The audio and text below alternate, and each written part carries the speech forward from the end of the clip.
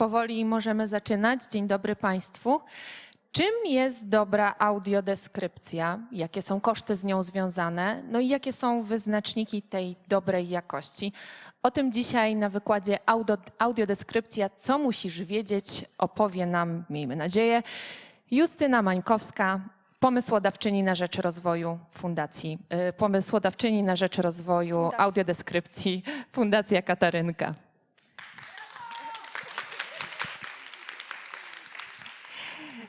Dzień dobry. Witajcie ponownie niektórzy. Odniosę się do tego, miejmy nadzieję, trochę uściślę, o czym będę mówić.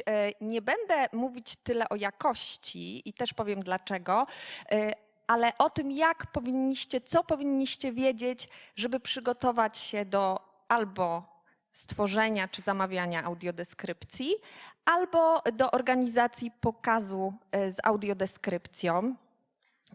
I tutaj jeszcze krótkie 5 słów na temat samej prezentacji. Ta prezentacja zawiera treść, ja oczywiście będę o tym mówić.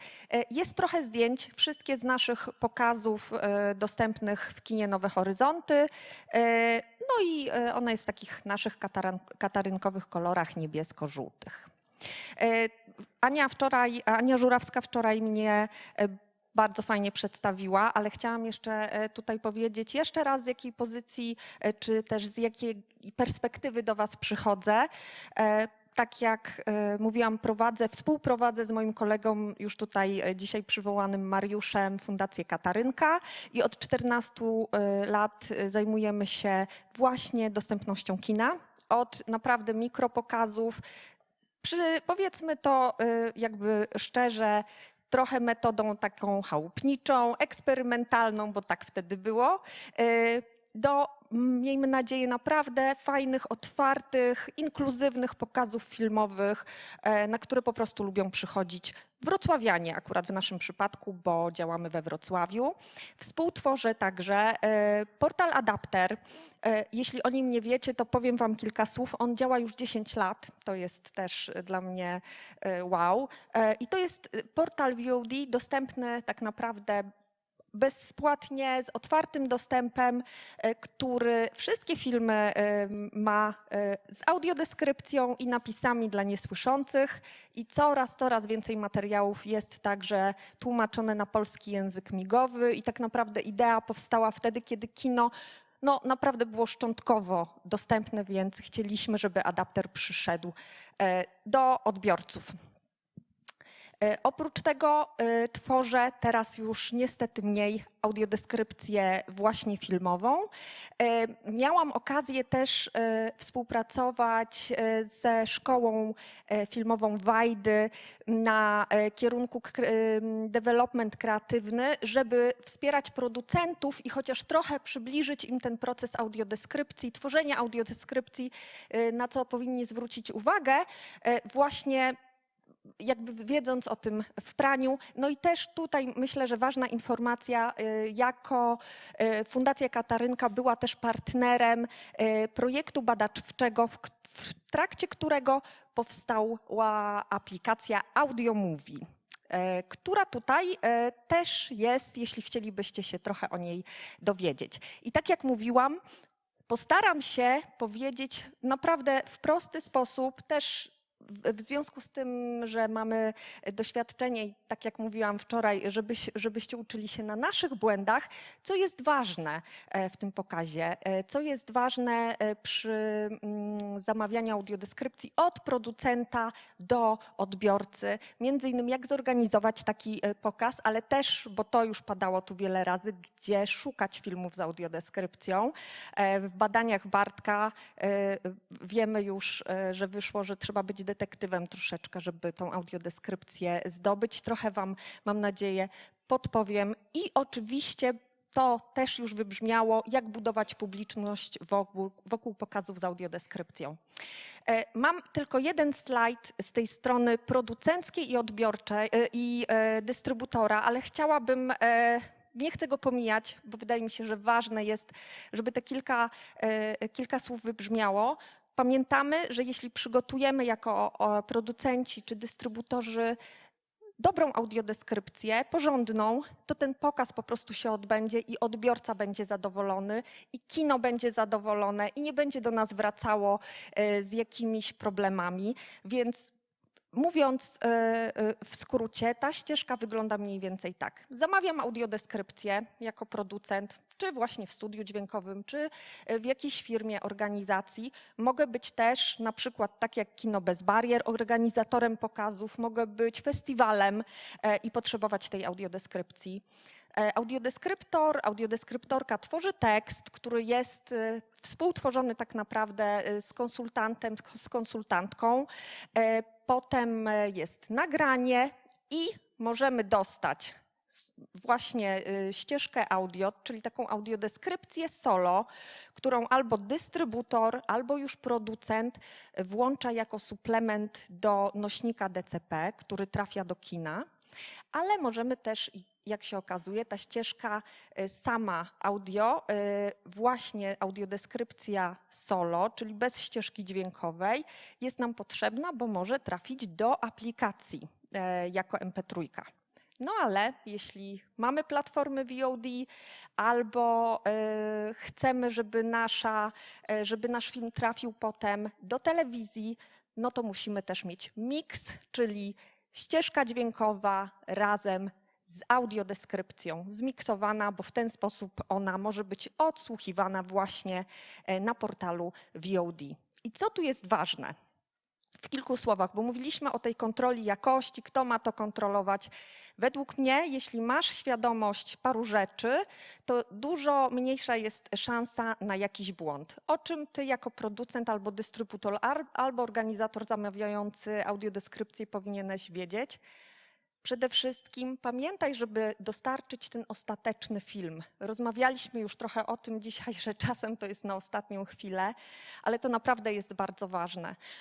Często się zdarza, że producent przychodzi i mówi, tak, to już jest ostateczna wersja i potem mówi, tak, mamy tam jeszcze tylko takie 2 logotypy, musieliśmy przemontować jedną scenę, ale to już wy się tym nie przejmujcie, to wszystko będzie super. No nie będzie, dlatego że ta audiodeskrypcja po prostu nie będzie, nie zsynchronizuje się z filmem. Druga rzecz, oddajemy audiodeskrypcję, więc ważne jest to, żebyście wy jako producenci zadbali o to, żeby klatkarz filmu był taki sam jak klatkarz filmu, który będzie na przykład w kinie. To nie może być też tak, niestety, że zrobimy audiodeskrypcję do filmu z klatkarzem 24 klatki na sekundę i ona będzie pasowała do filmu, który pójdzie na przykład do telewizji albo na VOD, który ma inny klatkarz. A to czasem też się zdarza, że producenci myślą, że dopasują tą audiodeskrypcję do tego innego klatkarzu. Więc to jest ważne, że musi być dobry klatkarz, czyli czy na pewno ten film, który nam dajesz, albo innej firmie, producentowi, jest po prostu w dobrym klatkarzu. Czyli gdzie idzie film. I jeszcze jedna rzecz, drogi producencie, producentko, dystrybutorze, organizatorze, sprawdź, czy w filmie nie ma jakichś dialogów obcojęzycznych. Dużo prościej jest, jeśli film jest cały obcojęzyczny, bo wtedy wiemy, że potrzebuje lektora. Natomiast zdarza się nam, że film ma jakieś dialogi i jeśli w zależności od tego, gdzie wykonacie tą audiodeskrypcję, ktoś może być bardziej uważny, ale też mniej uważny i może po prostu ten obcojęzyczny dialog mu umknąć i wtedy niestety odbiorcy nie złapią kontekstu i pominą bardzo istotny element często. Więc tutaj te rzeczy naprawdę są ważne od strony producenta i dystrybutora, bo mają rzeczywiście wpływ na to, w jakim komforcie i czy w ogóle uda nam się film zobaczyć. I teraz już chciałabym trochę opowiedzieć o tym, jeśli jesteście organizatorem, organizatorką pokazu, bo tak jak już wczoraj zobaczyliśmy, jesteśmy jednak tutaj w większości. I co możemy zrobić? Mamy kilka opcji. Możemy tak naprawdę, i to jest opcja zrobić zamknięty pokaz z głośną audiodeskrypcją. Byliście wczoraj na Wilczycy? To jest taki pokaz. Oczywiście, wiadomo, Wilczyca to nie jest typowa audiodeskrypcja, tylko komentarz autorski i w ogóle naprawdę inny rodzaj, można powiedzieć, dzieła. Natomiast tak właśnie wygląda taki zamknięty pokaz z głośną audiodeskrypcją. I kiedy oprócz festiwalu Korelacje możemy tego doświadczyć? No właśnie, jeśli mamy jedną wybraną grupę odbiorców i wiemy, że ta grupa tylko do nas trafi, będzie się czuła komfortowo z tą audiodeskrypcją puszczoną na głos, ale kiedy robimy te pokazy głównie? No kiedy po prostu mamy ograniczenia sprzętowe i nie możemy tej cichej audiodeskrypcji puścić, ale rzeczywiście taką dobrą praktyką, inkluzywną, taką, która pozwala nam na budowanie po prostu fajnego doświadczenia filmowego, kinowego ze wszystkimi, to otwarty pokaz z tą cichą audiodeskrypcją. Chyba wiemy, jak to wygląda. Odbiorca, odbiorczyni, użytkownik audiodeskrypcji przychodzi do kina, bierze bilet, bierze odbiornik z audiodeskrypcją albo ma aplikację w telefonie, bierze słuchawkę na jedno ucho, tak jak mówiliśmy, bo ta słuchawka na jedno ucho jest ważna i może wspólnie ze wszystkimi, z bliskimi, ze znajomymi obejrzeć sobie seans z audiodeskrypcją. Więc do tego dążymy i to jest rzeczywiście taka opcja, którą my lubimy też. I jak możemy to zrobić? Chcę zorganizować pokaz z audiodeskrypcją i na przykład jestem kinem, które dopiero zaczyna. Nie mam odbiorników do audiodeskrypcji. Nie do końca mam też chyba środki na to, czy jestem w stanie coś zrobić. Jestem, bo mamy teraz dwie aplikacje, które działają i one obie już działają, czyli Kino Dostępne i Audio Movie, które pozwalają nam właśnie tą audiodeskrypcję na swoim smartfonie odsłuchać. Jeśli z tej opcji chcemy korzystać, to po pierwsze upewniamy się, że w tej aplikacji, z którą my współpracujemy, jest ten zasób, tak? Że ta audiodeskrypcja jest dostępna w tej aplikacji. I zamawiam kopię DCP od dystrybutora i informuję przede wszystkim, o tym trochę więcej za moment, że ta aplikacja jest dostępna, ale te dwie ważne rzeczy muszę zrobić. Sprawdzam, czy faktycznie audiodeskrypcja do tego filmu jest dostępna i zamawiam sobie kopię DCP. Jeśli mam już swoje odbiorniki, tak, bo jednak kina też korzystały z programów PISF albo z innych programów, współpracują albo chcą współpracować i chcą te odbiorniki pożyczyć, to zamawiam kopię DCP z suplementem i tu już wiemy, że są dystrybutorzy, którzy robią to w jakimś standardzie i po prostu te kopie z suplementami są. Innych trochę pewnie trzeba cisnąć, ale jeśli nie wy, to nikt, więc ważne, żeby ten sygnał wyszedł od kina, tak? Czyli zamawiam kopię z suplementem. I tutaj zebrane przez nas też z doświadczenia, bo my też z tych aplikacji korzystaliśmy, testujemy, bo wierzymy w to, że te aplikacje naprawdę mają potencjał i że one rzeczywiście dadzą wolność odbiorcom. Na co zwrócić uwagę? Po pierwsze, są różnice między tymi aplikacjami i tak w skrócie o nich powiem, ale oczywiście najlepiej zwrócić się do ekspertów, a mamy ich tutaj, więc dobrze jest to sobie przemyśleć. Przy Audio Movie działa to mniej więcej tak, że mamy kod QR, jeśli chcemy iść do konkretnego kina, ja jako odbiorca.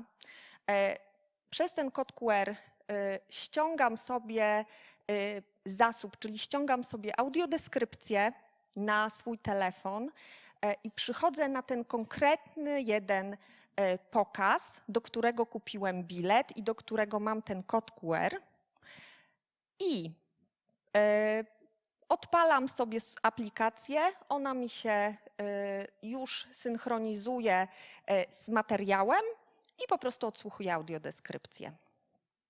Kino dostępne troszkę na innej, działa trochę na innej zasadzie.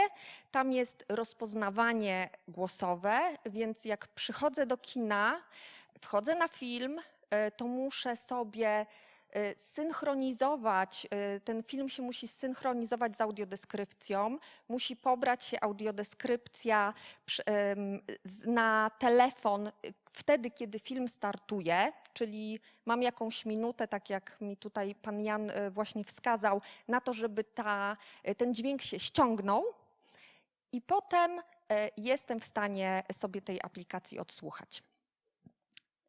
Są różne, są te różnice, które sprawiają też, że w zależności od tego, jakim kinem jesteście, to może działać lepiej lub gorzej i tam jakby tak indywidualnie musicie sobie dobrać te aplikacje pod swoje potrzeby.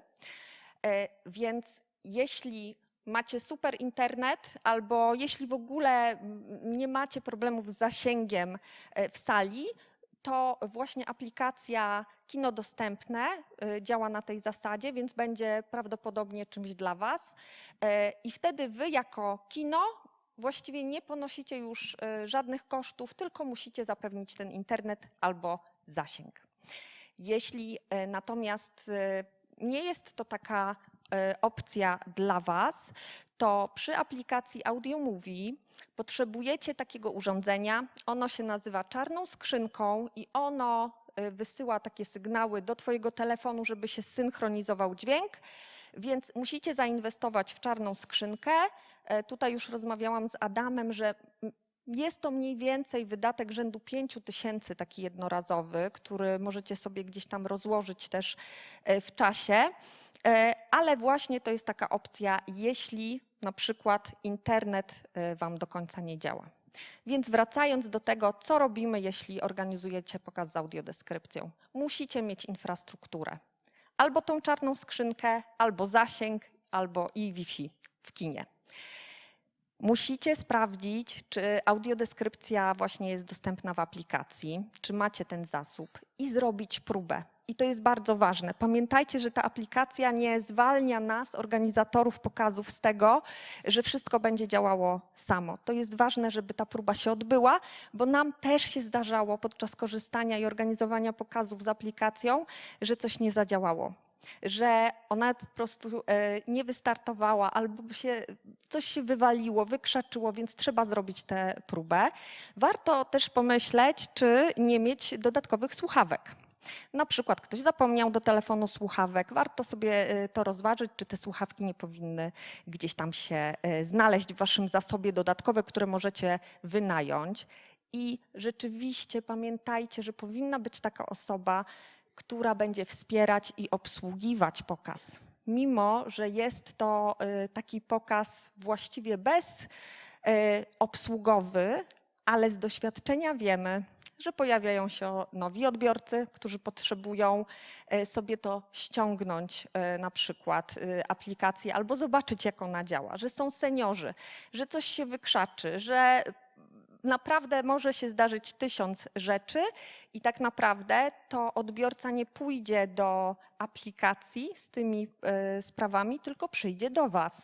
Was się będzie pytał, co nie zadziałało i dlaczego nie zadziałało i będzie prosił o pomoc, więc warto jest wziąć to pod uwagę, warto przećwiczyć swój zespół, warto przyjść, ściągnąć sobie tą aplikację, spróbować, żeby wiedzieć po prostu, jak reagować.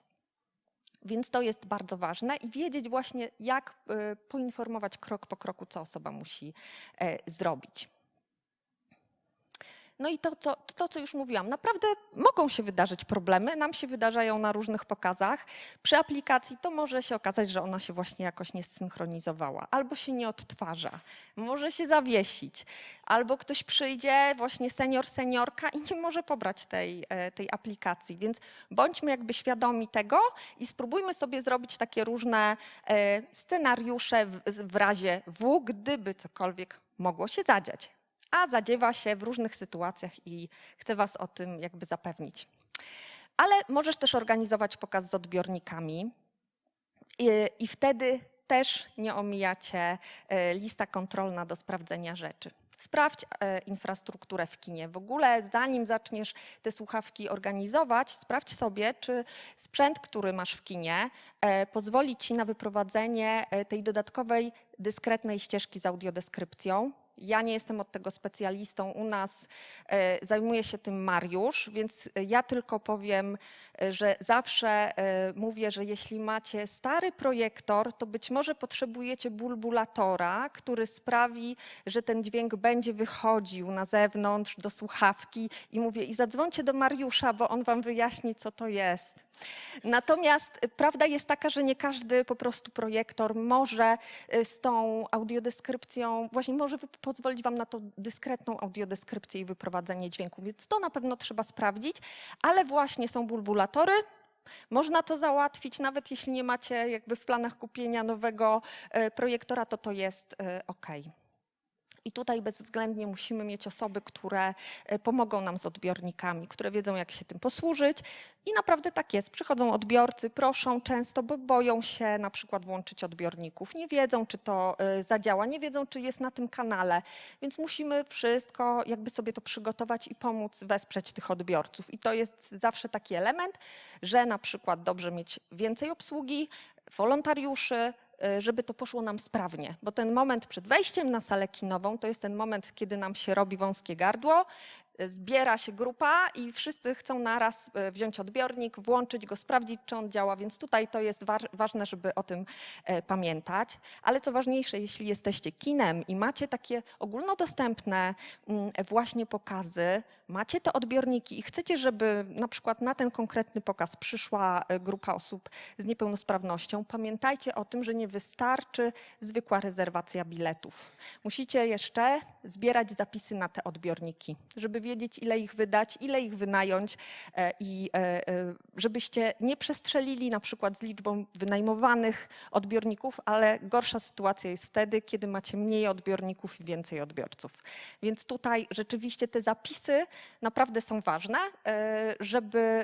żeby je zebrać i prowadzić jakby taką listę, czy na pewno mam tyle odbiorników. No i potem oczywiście informacje, gdzie te odbiorniki są do odebrania, gdzie są do oddania. To też jest bardzo, bardzo ważne. Zamieść informacje o dostosowaniach w repertuarze. To już mówiliśmy, odmienialiśmy to na wszystkie sposoby. To jest ważne, żeby po prostu ktoś przyszedł do was. I my trochę z Anią też o tym wczoraj mówiłyśmy, że ten pokaz i Marcin tutaj Halicki wczoraj podczas debaty o tym mówił, że osoby z niepełnosprawnością wzroku muszą jeszcze jakoś do nas dotrzeć. I one czasem potrzebują wsparcia. Słuchajcie, odbierzcie mnie z przystanku, przyprowadźcie mnie, zaprowadźcie mnie do toalety na przykład, albo właśnie wesprzyjcie mnie w tym. I tutaj powinniśmy mieć ekipę, która może asystować, która może właśnie wyjść nawet z tego kina i kogoś podprowadzić. To jest to dodatkowe zaangażowanie, które jest nam tutaj potrzebne. No i o dziwo, tutaj też się mogą zdarzyć różne rzeczy. Może suplement nie zadziałać i to się zdarza. Niestety. Może być problem z nadajnikiem, dlatego jak wiedzą to specjaliści od nadajników, dobrze mieć drugi nadajnik, który można wyciągnąć z walizki. Często się zdarza, że zdarza się, że te odbiorniki nie działają, słuchawki nie działają. I wiecie, po to jest ta obsługa, bo czasem wystarczy docisnąć sobie tutaj włączkę, a czasem rzeczywiście te odbiorniki też mają jakąś wyporność i może się okazać, że któryś już trzeba wymienić albo trzeba wymienić mu baterię. Więc na bieżąco ta obsługa nie zostaje też tak naprawdę w okolicy i krąży, przynajmniej takie jest nasze doświadczenie, i czeka na osoby, które wychodzą i mówią, ale tu mi coś szumi, tu mi brumi, bo pani przestawiła akurat kanał audiodeskrypcji, tu mi nie działa słuchawka, wymieniamy, czyli jest ktoś na takim stand-by'u, kto może pomóc w trakcie całego seansu. To jest naprawdę ważne. I teraz słuchajcie, przechodzę do parametrów dobrej audiodeskrypcji. Specjalnie nazwałam to parametrami dobrej audiodeskrypcji, bo nie do końca czuję też sama jako twórczyni audiodeskrypcji i organizator, że wiem, jak mówić o jakości bo wydaje mi się, że jestem jednak z tej szkoły, że jakość weryfikują odbiorcy. Że tak jak z tłumaczeniami, tak jak z lektorem, to weryfikują odbiorcy. My oczywiście musimy zadbać o to, żeby ta audiodeskrypcja była skonsultowana, żeby była napisana zgodnie w ogóle z zasadami języka polskiego, co jest chyba najważniejsze. Ale naprawdę, i to już też wiem z doświadczenia, ile odbiorców audiodeskrypcji, tyle recenzji. I super jest to, że oczywiście coraz więcej jest komentarzy, podpowiedzi, bo to nas rozwija. To rozwija nam też takie, wiecie, kreatywność. Na przykład tak jak przy chłopach. Chociaż Czarek tutaj mówił dobre rzeczy, ale ja wiem, że są odbiorcy, którzy nie, może niekoniecznie taka audiodeskrypcja z takimi, tak wystylizowana. Więc naprawdę są odbiorcy, którym to może się podobać i są tacy, którym się może to nie podobać. Ale też to, co dla mnie jest ważne, to doprowadziło nas do takiego momentu, że jest na przykład festiwal Korelacje, gdzie zapraszana jest Dorota Masłowska i możemy jakby pójść o krok dalej i czegoś innego doświadczyć wszyscy. Czyli zobaczyć coś, co nie jest tak naprawdę audiodeskrypcją, tylko jakimś komentarzem, ale dodaje nam to wartość w ogóle z odbioru tego filmu. Więc dlatego nie będę mówić, kto robi źle audiodeskrypcję, a kto robi wspaniale, bo po prostu uważam, że to nie o to chodzi. Natomiast chcę wam powiedzieć o kilku rzeczach, które mają znaczenie. I one oczywiście często wynikają też z tego, w jaki sposób przygotowana jest audiodeskrypcja. No, takie must have i po prostu podstawa i bez tego nie pojedziemy, to jest synchronizacja. Żeby faktycznie ta audiodeskrypcja była między tymi dialogami i żeby ona się nam nie nakładała. I wiecie, to mogą być różne historie. Właśnie coś nie pójdzie z długością ścieżki, bo klatkarz jest inny. Dostaliśmy, na przykład film ma 24 klatki, a ten film, który poszedł do opracowania audiodeskrypcji, ma 25 klatek i poprzesuwało się o fragmencik. Ale na przykład też producent dołożył jeszcze 3 logotypy, ale to przecież nie ma znaczenia i ta audiodeskrypcja może nam się całkiem rozjechać. I tutaj dosłownie próbka tylko z filmu Chleb i sól, właśnie dlaczego mówiłam o tej jakości. Te wszystkie przykłady, które wam chcę pokazać, są spreparowane. To nie jest, to jest źle zrobione i oni to źle zrobili, tylko one są spreparowane, żeby pokazać po prostu, co może pójść nie tak. I tu jest tylko 2 sekundy różnicy. A mama gdzie? Z dzieciakami chyba w świetlicy. Ona podchodzi do okna, przesuwa Serio? stopą otwartą walizkę. Dalej się nie rozpakowałeś? No jakoś nie mam głowy do tego. Siada koło niego, poprawia rozpuszczone włosy. Tomek jest spięty, prostuje plecy. Ej, a w ogóle widziałeś taki serial, ostatnio przejęłem. Mega spoko. On wstaje, siada przy biurku. Czekaj, jak to znaleźć, jak to się nazywało? Włącza laptopa, ona nie siedzi widziałam, znudzona. bo właściwie to i tak nie oglądałam żadnych. Sorki. I to jeszcze ujdzie, powiedzmy, że dałoby się, ale no już nie jest jakoś super, nie? Czyli mamy na przykład ten przypadek właśnie innego klatkarzu. A tu mamy taką hipotetyczną sytuację, że ktoś wpada na pomysł, żeby włożyć 5-sekundowy spot.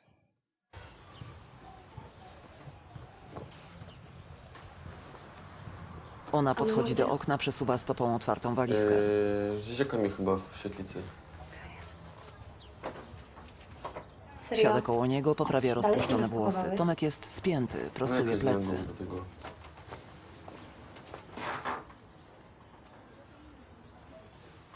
On wstaje, siada przy biurku. Ej, a w ogóle widziałeś taki serial, ostatnio przejęłem. Włącza laptopa, ona Mega siedzi spoko. znudzona. Czekaj, jak to znaleźć, jak to się nazywało? No i jak sami mogliście doświadczyć, to po prostu jest już niestety nie do obejrzenia. Tak na, wiecie, na dłuższą metę. I bez sprawdzenia tego No niestety mogą się takie sytuacje zdarzać i zdarzają się nam wszystkim, że ta audiodeskrypcja potrafi być niesynchronizowana i dlatego to jest mega ważne, żeby to właśnie sprawdzić i się na to wyczulić. No ale właśnie mogą być też takie sytuacje, kiedy ten lektor nie jest taki oczywisty, bo pojawiają się jakieś dialogi obcojęzyczne. I na pierwszy rzut ucha może to nie jest aż takie kluczowe. Tutaj mamy fragment, już sekundę, filmu z Andrzejem Sewerynem, Liczba doskonała. Powiedziałem, że mam za sobą grzeszne życie. Tak się mówi. Ale co to jest grzech? To jest tak samo niejasne jak Bóg. Sam żyję, jakby go nie było, bo wtedy grzechu nie ma. Czy jestem pewien, że Boga nie ma? Niczego nie jestem pewien. Czasem wydaje się, jakby był i posyłał jakieś znaki. Na przykład niedawno siedziałem w Izraelu w jakiejś kafejce i słuchałem obcych ludzi, którzy dyskutowali. Przy stoliku 4 Żydów. אז למה אתה חושב, אדוני, שזה כל כך חשוב? בגולאג למשל, כל אחד שזכר כל מיני ספרים שונים היה מספר סיפורים בלילה. צריך. אנשים שחיים שלהם כל כך קשה, רוצים לברוח מהמציאות. Literatura. Nigdy nie pomyślałem, że to można brać serio. Are you a man of letters?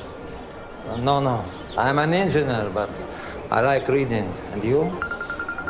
Excuse me. Powiedziałem, że mam za sobą grzeszne życie. No, czyli wiecie, można pomyśleć, że to był taki lokalny koloryt troszeczkę, jakiś hebrajski tam sobie szumiał w tle, ale niekoniecznie. Dlaczego? Zaraz wam pokażę, tylko może przewinę trochę już ten egzystencjalny monolog Powiedziałem, że mam za wewnętrzny. sobą grzeszne. Dobra, daję. I tak nie bardzo wiem, jak to teraz tak zrobić, więc wsłuchajmy się. Powiedziałem, że mam za sobą grzeszne życie. Tak się mówi. Ale co to jest grzech? To jest tak samo niejasne jak Bóg. Sam żyję, jakby go nie było, bo wtedy grzechu nie ma. Czy jestem pewien, że Boga nie ma? Niczego nie jestem pewien. Czasem wydaje się, jakby był i posyłał jakieś znaki. Na przykład niedawno siedziałem w Izraelu w jakiejś kafejce i słuchałem obcych ludzi, którzy dyskutowali. Przy stoliku 4 Żydów. אז למה אתה חושב, אדוני, Dlaczego myśli pan, że to tak ważne? Na przykład w Gułagu każdy, kto pamiętał różne książki, mógł opowiadać nocami jakieś historie w baraku. Ludzie w biedzie chcą uciec myślami od rzeczywistości i dlatego literatura jest ważniejsza niż wam się wydaje. Nigdy nie pomyślałem, że to można brać serio. Are you a man of Pan jest letters? literatem? Pudło. Jestem I'm an inżynierem, engineer, ale but lubię I like czytać, a pan? reading. And you? Excuse me. Przepraszam, Telefon. ktoś I tu płynnie przejdziemy od razu do przypadku odpowiedniej głośności, bo mogliście też mieć różne przemyślenia na temat poziomu lektora, tłumaczenia i oryginalnej ścieżki dźwiękowej w tamtym filmie. Mi przynajmniej tam zadźwięczało, że te poziomy nie do końca. No ale to, na co chciałam zwrócić wam uwagę, no to oczywiście, że to ma znaczenie. Ten jeden dialog w Izraelu, jest ważny i nie chcemy, żeby on gdzieś się nam zgubił. Dokładnie. Jak nie, prawdziwy widz wie, no bo są napisy. Tak, do prawdziwego widza to dotrze dzięki napisom, więc tak. Dobrze, tak, tutaj padło pytanie, czy film... W tej wersji, którą ja mam samą audiodeskrypcję, ale oczywiście tutaj są napisy, tak, dla odbiorcy, no i z nich też tłumaczy się i tego lektora się nagrywa, jak najbardziej. Więc to jest tak, że widzowie widzący po prostu sobie przeczytają tłumaczenie. I tutaj ważna rzecz, która się też często pojawia i przyznam się całkiem uczciwie, że my, kiedy zaczynaliśmy adapter. Też po prostu uczyliśmy się razem z odbiorcami. To od odbiorców dostawaliśmy głosy, że poziomy filmu, dźwięku, jakby głośności filmu i poziomy głośności lektora audiodeskrypcji no, nie pasują, że audiodeskrypcja jest za głośna, zbyt intensywna i tak naprawdę to była no, nauka dla nas dzięki właśnie naszym odbiorcom, a to naprawdę jest bardzo, bardzo ważne. Pogodny dzień. HSU mknie na deskorolce przez duży plac w centrum miasta. Uśmiecha się szeroko. Jest ubrany w luźną pomarańczową koszulkę i ciemnoszare spodnie do kolan. Wiatr rozwiewa mu włosy. Przejeżdża obok ogromnej fontanny.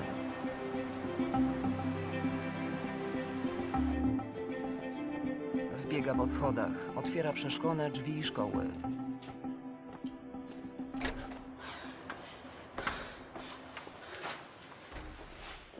Przechodzi przez długi, jasny korytarz. Na ścianach wiszą duże plakaty. Staje przed drzwiami z drewna. Zagląda przez szybę do środka. Na ścianie napis. Pokój nauczycielski.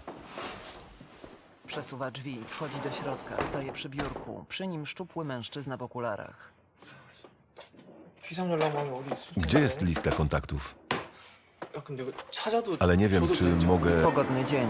HSU mknie na deskorolce przez duży Tu plac jest, w centrum miasta. Uśmiecha już się szeroko. Uśmiecha się szeroko. Słyszalnie ta audiodeskrypcja głośniejsza w tej drugiej opcji. Audiodeskryptorka po prostu jest, ma wyżej ten poziom.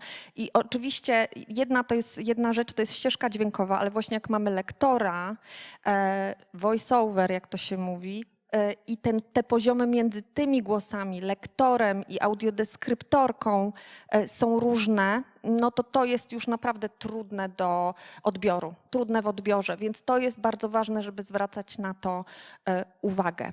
I teraz jeszcze ostatni przykład, taki może nieoczywisty, ale też chciałam wam na to zwrócić uwagę. Czy audiodeskrypcja zaczyna się razem z napisami początkowymi? Jesteśmy w kinie, zamykamy oczy i wchodzimy na seans. Tę historię namalowała prawdziwa pasja. Z szacunku do pasji wybierajmy filmy z legalnych źródeł. Łukasz Eluce-Rostkowski.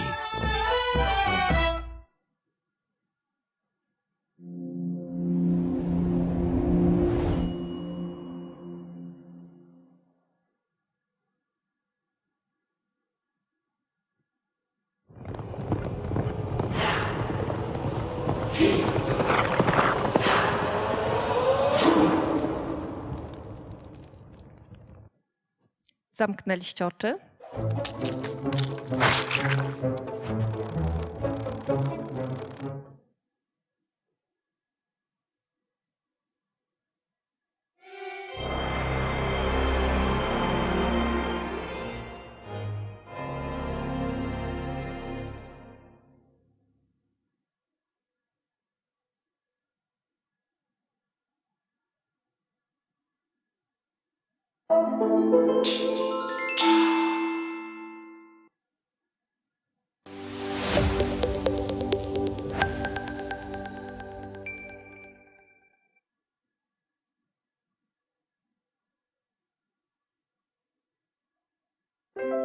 Chłopi zostali zrealizowani techniką animacji malarskiej. Każda z około 80 000 klatek filmu jest ręcznie namalowana. Pracowało przy nim przez 15 miesięcy 70 malarzy z Polski, Serbii, Ukrainy i Litwy. Efektem tej pracy jest wrażenie, jakby bohaterowie byli postaciami z obrazów, a ich sylwetki i twarze zostały stworzone przy pomocy pociągnięć pędzla. W filmie powierzchnie i faktury pozostają w ciągłym ruchu, są płynne niczym fale farby na płótnie. Chciałam was trochę tu przeciągnąć, ale celowo. A to i tak nie była jeszcze taka najdłuższa na świecie czołówka.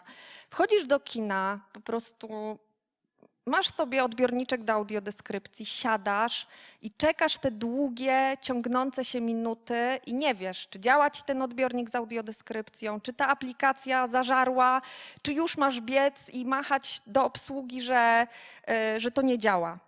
to jest naprawdę ważne, żeby o tym pamiętać. I tutaj chyba muszę jeszcze przywołać jeden przykład. Panie Janku, dobrze myślę, że akurat w waszym przypadku to jest bardzo ważne, nie? Jeśli chodzi o kino dostępne, bo to wtedy ta aplikacja się ma synchronizować na samym początku i ma zacząć działać. Okej, tak. Pan Janek mówi, że dostają audiodeskrypcję taka, jaka jest gotowa, co jest jasne, ale przede wszystkim dla komfortu odbiorcy, ale też myślę właśnie przy tych nowych technologiach to ma znaczenie, żebyśmy starali się... Przepraszam, to ma dla nas dodatkową wartość, bo ta synchronizacja trwa około minuty i kiedy to się odbywa na tych napisach, to jakby nie umyka film, tak? Kiedy się synchronizacja rozpoczyna już z samym filmem, albo kiedy dźwięki się dopiero dobywają, bo tak to jest w naszym przypadku z filmu, to widz traci minutę filmu. Więc tym bardziej jest to dla nas istotne, poza tymi aspektami, o których pani mówi. Dokładnie. A ja tylko powiem, co to jest za case. To są chłopi i my zaczęliśmy pracę nad nimi. Dostaliśmy właściwie gotowy materiał i tak wyglądała praca, tak? Czyli zaczęliśmy od tego momentu, kiedy film się zaczynał. Tam, gdzie wchodzi nasza audiodeskryptorka i robi audiowstęp, że chłopi zostali taką techniką stworzeni. No i potem dostaliśmy drugi materiał z logotypami. I to był ten moment, że trzeba było po prostu koniecznie dorobić po prostu tą audiodeskrypcję, no bo oczywiście mogliśmy to zostawić w tym miejscu i powiedzieć, jest okej, to się jakby synchronizuje się, odpali się, będzie działało, będzie pan zadowolony, no ale odbiorca nie będzie zadowolony. I to jest ważne, po prostu dla takiego komfortu odbiorcy, żeby on wiedział, że ta audiodeskrypcja jest w tym filmie. Więc na to chciałam waszą uwagę zwrócić i już wyłączam wszystkie efekty dźwiękowe. Wracam do starej, dobrej metody prezentacji w PowerPoincie. Kilka takich rzeczy, o których ja często myślę, o których my myślimy, też właśnie jakby, które gdzieś tam pojawiają się z takich naszych mini wpadeczek. Pamiętaj jednak, jeśli organizujesz pokaz, jesteś organizatorem, poproś dystrybutora, producenta o konkretne materiały. Jak mu powiesz, że chcesz audiodeskrypcję, i tutaj case chyba jest naszych wspaniałych organizatorów tego fantastycznego forum, jak poprosisz producenta o audiodeskrypcję, to może się okazać, że wyśle ci w Wordzie tą audiodeskrypcję. Konkretnie proś. Chcę mieć suplement do nośnika albo chcę mieć ją właśnie w formie audio, tak? Dlatego, że o tym już troszkę mówiliśmy, nie każdy producent, a właściwie można powiedzieć, że sporo producentów nie wie za wiele na ten temat. Nie wie za wiele na temat, jak to dostosowanie ma wyglądać, komu ono służy. To też jest ważne. Czy to jest dla osób niewidomych, czy dla niesłyszących, bo często takie też pytania od producentów się pojawiają.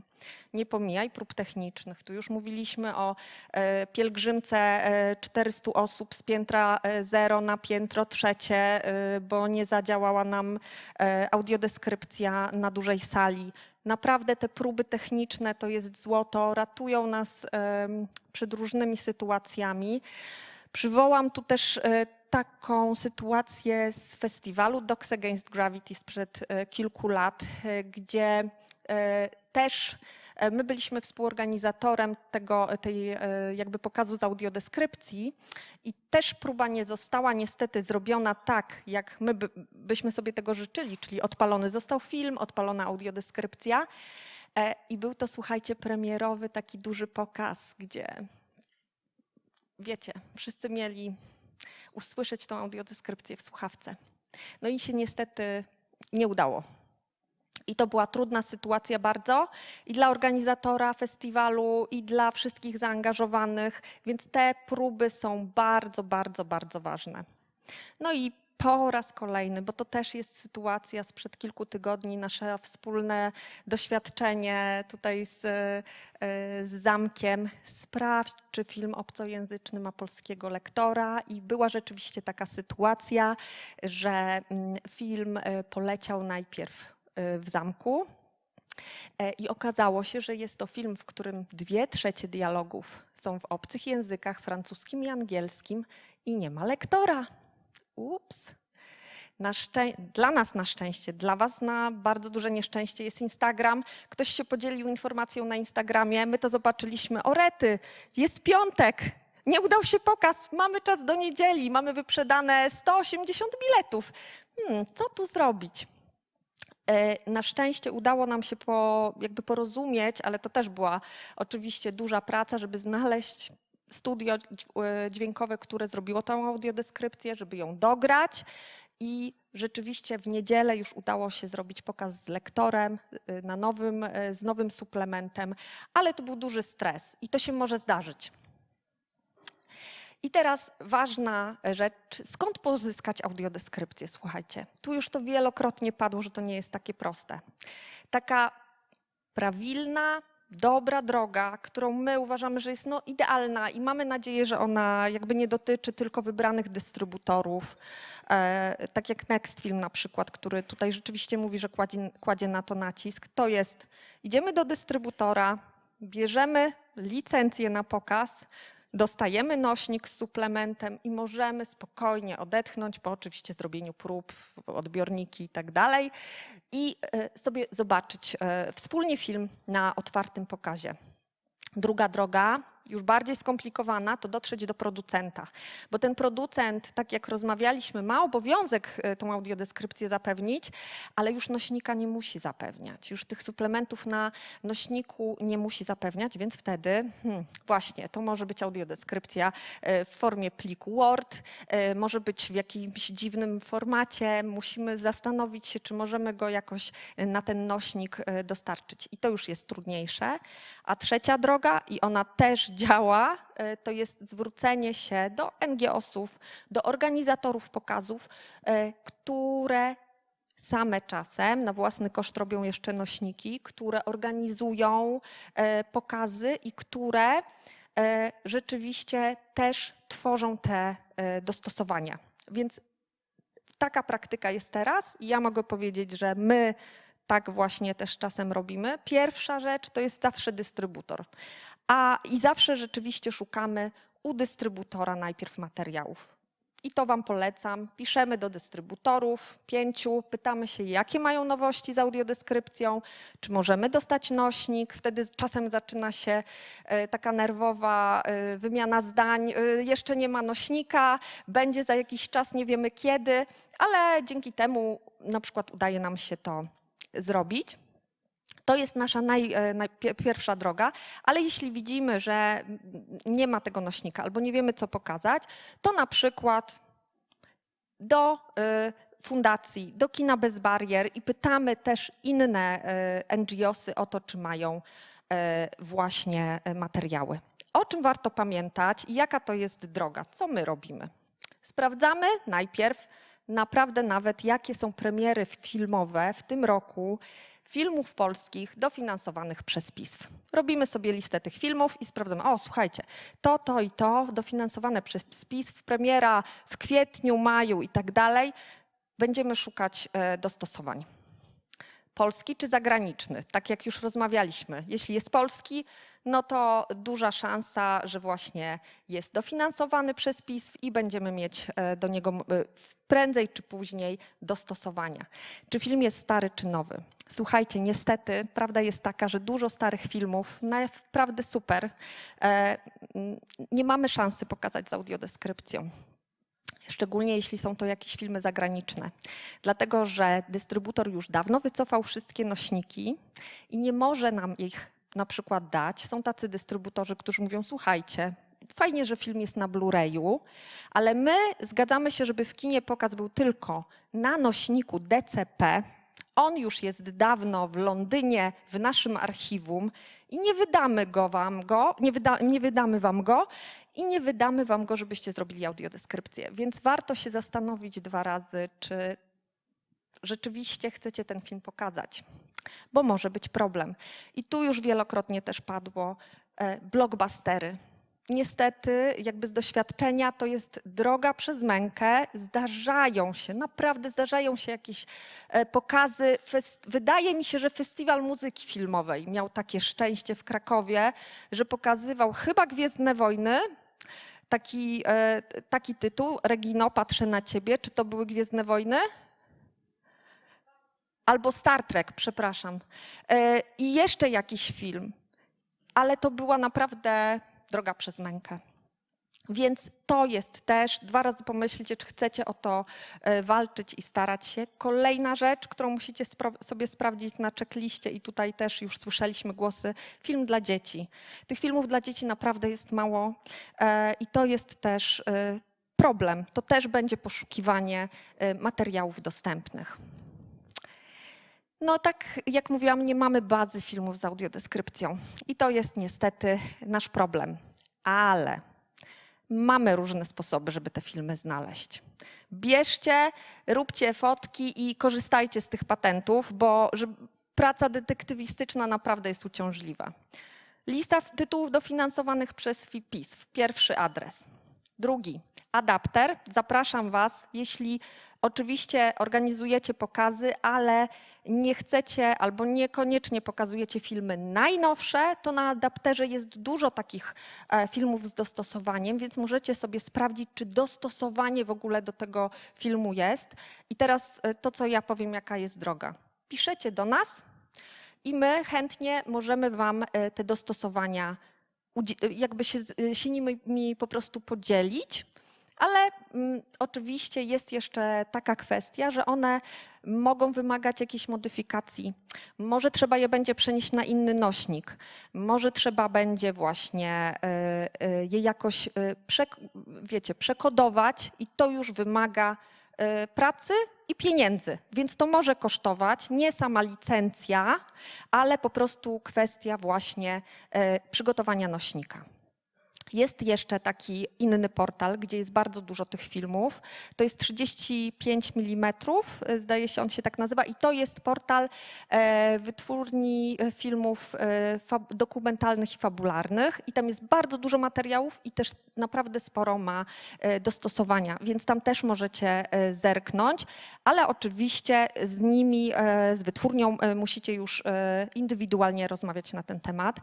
To, co ja chcę Wam powiedzieć jeszcze a propos tych filmów dla dzieci. Na adapterze jest trochę filmów dla dzieci z tłumaczeniem migowym, audiodeskrypcją i napisami. One nie są oczywiście najnowsze, niestety, ale to są animacje, więc zawsze coś można znaleźć, jeśli potrzebujecie. Fundacja Kultury Bez Barier, która tutaj już była też wymieniana wiele razy, która zrobiła mnóstwo materiałów, która w tym roku chyba robi Festiwal Przejścia i też będzie dostosowywała filmy, więc koniecznie zwróćcie się do Kultury Bez Barier, bo oni też mają wiedzę, mają te materiały i na pewno chętnie w podobny sposób oczywiście będą się z Wami dzielić. Kino Bez Barier. Kolejny adres bardzo ważny, mnóstwo materiałów. Fundacja Katarynka, czyli my, Fundacja Mili Ludzie, która też robi dostosowania i Fundacja De Facto, Fundacja z Płocka, która robi mnóstwo też materiałów i audiodeskrypcji. Ten też adres sobie warto zapisać. Tutaj trzeba jednak rozmawiać, czy te dostosowania możecie brać, bo być może nie wszystkie ze względów prawnych po prostu będą dla Was dostępne. Więc to jest nasza baza, szczerze, filmów z audiodeskrypcją. Po prostu kontakty i Wam też te kontakty polecam. Już słuchajcie, zostało mi 4 slajdy, ale podsumowuję. To, o czym chcę, żebyście pamiętali, pozyskanie audiodeskrypcji czy materiałów na pokaz zupełnie nie równa się temu, że ten pokaz jest legalny. Często zwracają się do nas organizacje i to mogą być małe jakieś biblioteki, małe kina, domy kultury. Proszą nas o materiały i my je chętnie przygotujemy, przekażemy, ale to nie znaczy, że ten pokaz jest legalny. To Wy powinniście najpierw znaleźć właściciela praw, dystrybutora, który da Wam licencję na ten pokaz. To jest jakby clue.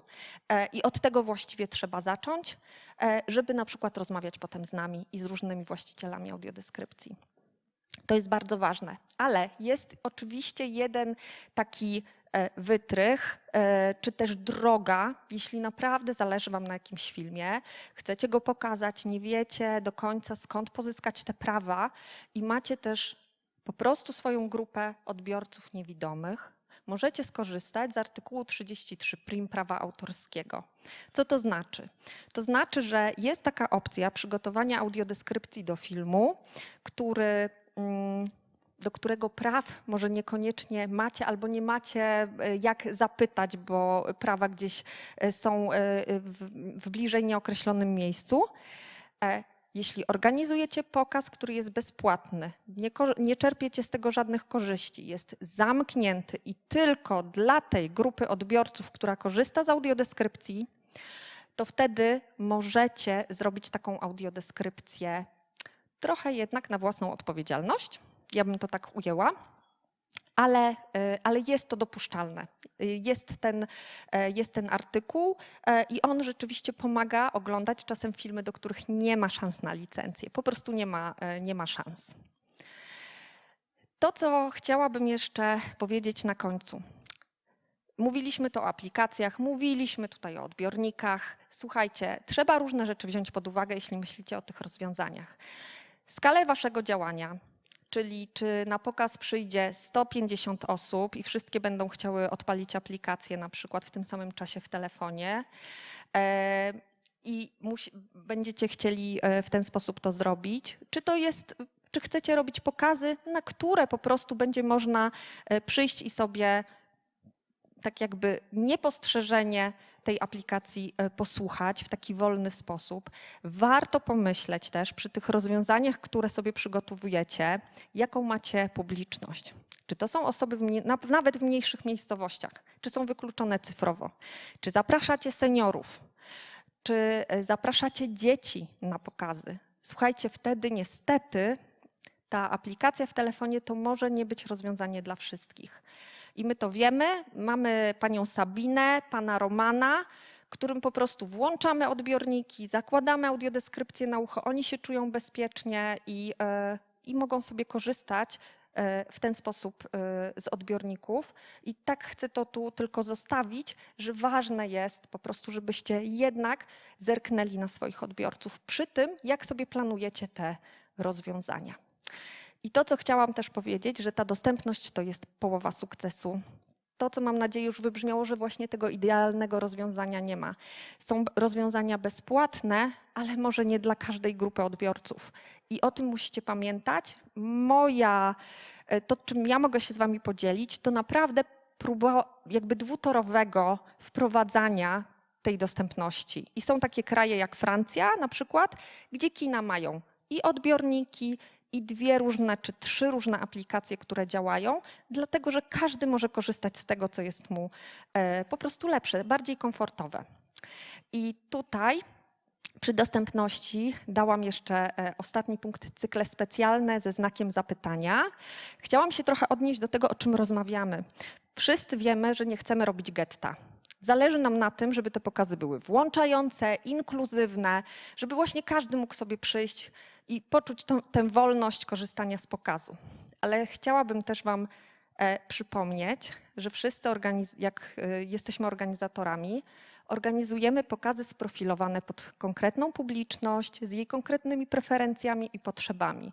Robimy cykle specjalne kino dla seniora, robimy ale kino dzieciom. Po prostu myślimy o konkretnej grupie odbiorców, tak jak Asia to super powiedziała. One są otwarte dla wszystkich, ale myślimy o naszych grupach odbiorców.